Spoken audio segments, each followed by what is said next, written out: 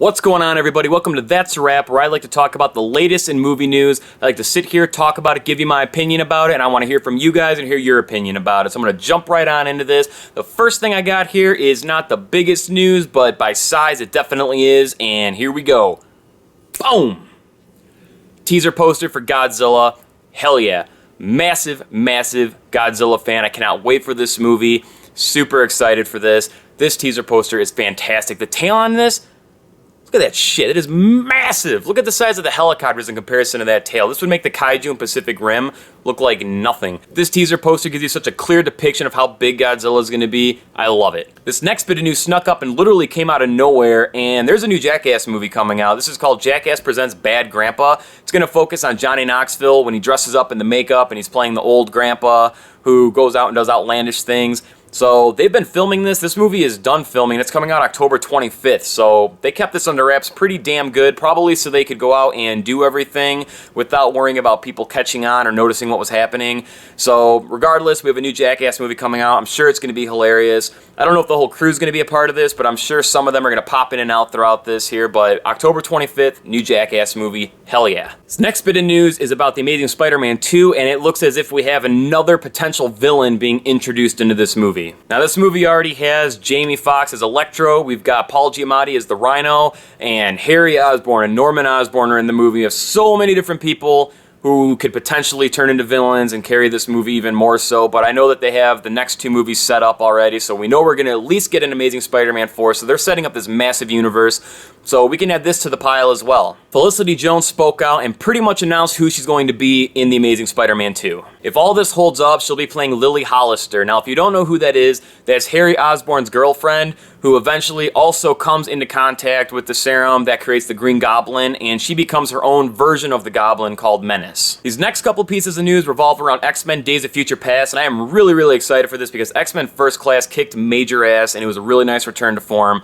So this movie should be great. They have an all-star cast in this. I mean, you got everybody from the original X-Men's pretty much, and from the X-Men First Class, all together in this movie because it's going to be a time travel element going back and forth because of the Sentinels.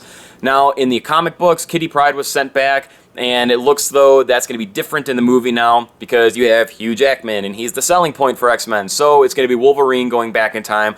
I'm okay with that. I'm totally fine with the switch. It'll be interesting, but that's what's going to happen. Wolverine's going to get sent back. Now, when Peter Dinklage was originally announced to be in the film, everybody was speculating on who he was going to be, but it is confirmed now he's going to be playing Bolivar Trask, and he is the one who creates the Sentinels, so it looks like he is going to be the main antagonist in the future. And the other reveal is that Josh Hellman is going to be playing a younger version of William Stryker, so he's probably going to be our main antagonist in the past. So we have two villains in the movie, it looks like. We'll have our antagonist in the past, our antagonist in the future, and then we'll have Hugh Jackman as Wolverine bouncing back and forth between the past and the future with everything. So this is going to be really interesting. The Sentinels are badass. So that brings us to the last bit of news for X-Men Days of Future Past, and it's this image right here, and that's at Comic-Con San Diego right now. That is the Sentinel, a headshot of it. That's what we can expect in the movie. I think this looks awesome. I cannot wait for X-Men Days of Future Past. How do you feel about the look of the Sentinel right here? Let me know in the comments. Now, this next thing was a little campaign about Predator, and I got really excited because I thought they were going to be making a new Predator movie. That's not the case. They're just going to be putting Predator out in 3D. So if that's something you're interested in, you'll have the option to get Predator in 3D. I love Predator. It's one of my favorite movies, but I really could care less about a 3D conversion of it. So that's all there is about that. If you're a Bond fan, you'll be really, really excited about this. Sam Mendes is confirmed to come back to direct Bond 24, and that's awesome because Skyfall was definitely a return to form, and I still enjoy Casino Royale more, but Skyfall was a pretty damn good movie. So Sam Mendes is returning, and this is slated to come out in 2015. So add that to the pile of ridiculousness that summer is going to be, because that is going to be the most epic summer for movies ever. Now, this is kind of interesting. Chronicle 2 is finally going to be moving forward, but it's not going to be with Max Landis. He had written a script for it. Apparently, Fox wasn't too happy with it because he was taking everything in a new direction, and they wanted to stay a little bit more to the original story and do more of the same stuff and kind of play it safe, it seemed like. They made a lot of money on it, so why not try to repeat it, I guess.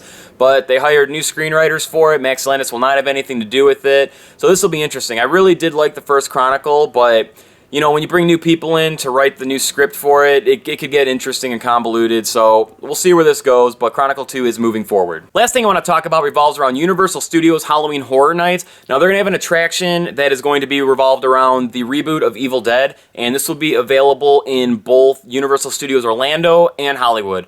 So you'll have a chance to check this attraction out at either place. It's going to be a maze, and apparently they're going to have people dressed up, more particularly like Jane Levy. But yeah, they're going to have that going on, and Cabin in the Woods has an attraction as well, which I talked about before. That's only in Orlando. So if you're from the Orlando area, you're going to have Evil Dead in a haunted maze, and you're going to get Cabin in the Woods, basically walking through how the movie happens. So this is really, really cool, and I wish I could get down there to check this out, because this would be really, really fun. Alright guys, that's everything I got to talk to you about for now. Thank you very much for watching. Leave a comment down below. Let me know how you feel about any of this news. Let's talk about it. You can click right over here to check out some more of my videos. Comic-Con is this weekend, so I will definitely be keeping up with the latest and have videos posted for it. You can click right here to subscribe to my channel so you can keep up with the latest as well. That's a wrap for now, so until next time, keep it groovy.